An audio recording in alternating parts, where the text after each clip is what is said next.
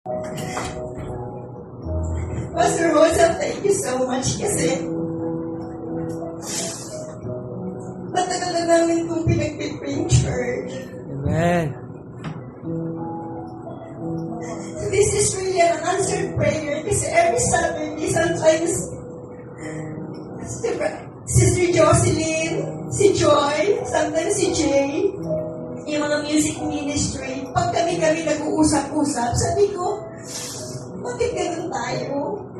Parang hindi tayo nag-grow. Parang tayo lang yung every Sunday tayo lang. Kasi etong church na to talaga, may nag-handle dito. Siguro I think 10 or 15 years, meron talaga.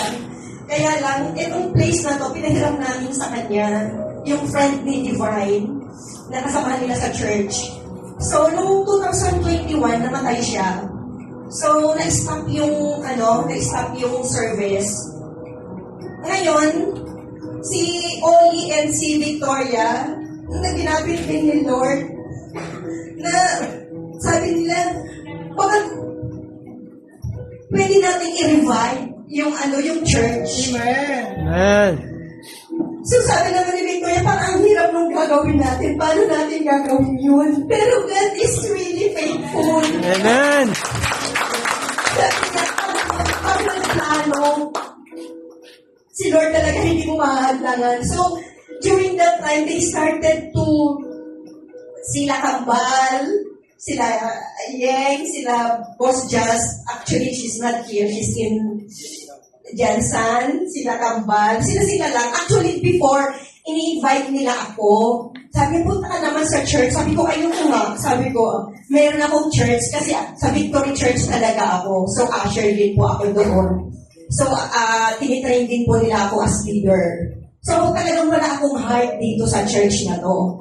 So, pinipili talaga ni Victoria, ate-atin ka naman. Sabi ko, wala talaga. Ayoko talaga. So, niligawan niya ako for so many, inabutan pa ng taon bago ako pumunta. Sabi ko, sige na nga, pagbigyan ko na ang ulit eh. So, pagpasok ko dito, wala pa rin. So, hanggang sa, sabi ko nga, sige na, na lang ako, mag-church na lang din ako every Sunday. Kung baga, for the sake of pakikisama, ginawa ko yun. Then later on, na-inlove na ako. Tapos, parang naiyak ako kasi sabi ko, parang there's something missing. Parang kulang. Parang kaming wala kaming home pastor.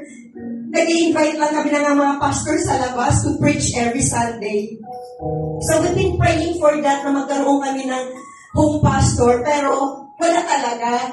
So lagi kami nagkikwentuhan ni Jo, anong gagawin natin? Kasi nababother talaga ako. Ang bigat sa loob ko.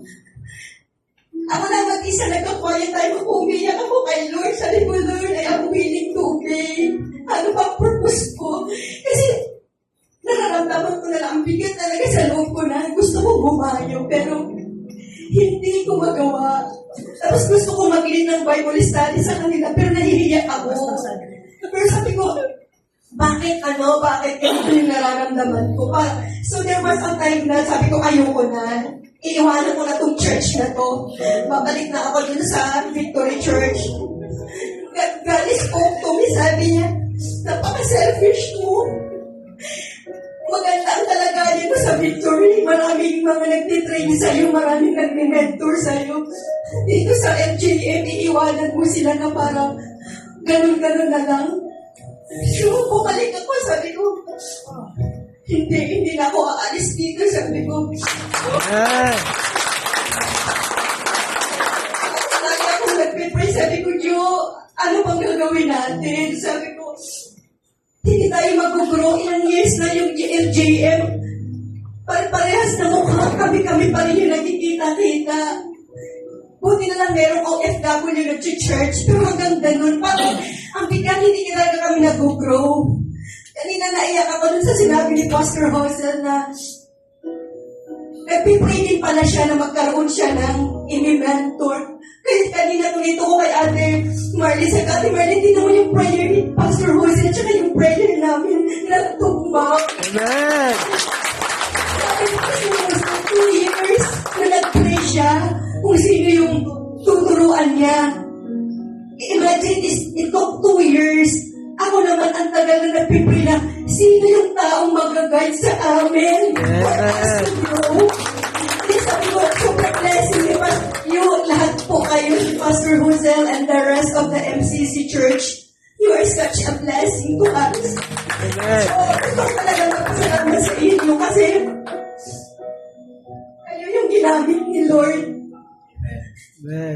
for us to grow. Kasi sa LGM, marami po ditong gustong mag-grow, pero they don't know what they're going to start. They don't know what to start. Hindi nila alam kung saan sila mag-uumpisa. At nakita ko yung heart nila. Pero sabi ko, hindi ko kaya eh. Ako lang eh. Tapos babae pa ako. Paano ko, kagaya kay Richard, nakita ko yung mga lalaki dito, si Jay, si Dane. Nakikita ko na parang gusto nilang humayo, pero hindi nila alam kung paano mag-start.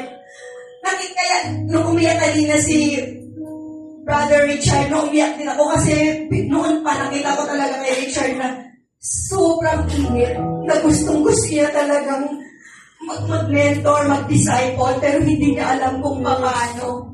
Kaya sabi ko, sige Richard, ako na lang magtuturo sa'yo kahit hindi pwede yung babae sa lalaki. Pagtsagaan mo na lang ako. Pero, ayun, maraming salamat sa MCC. Amen. So much sa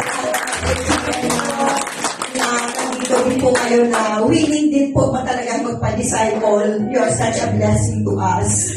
And I really appreciate your time and effort na ni-spend nyo sa amin from the beginning. Pastor Josel, thank you so much.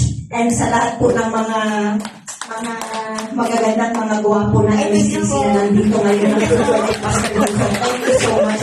Alam mo, sabi ko nga, words are not enough. How grateful we are. Amen. Talagang hindi ko alam kung paano ko kayo pasasalamatan. God knows our heart na sobrang nagpapasalamat kami sa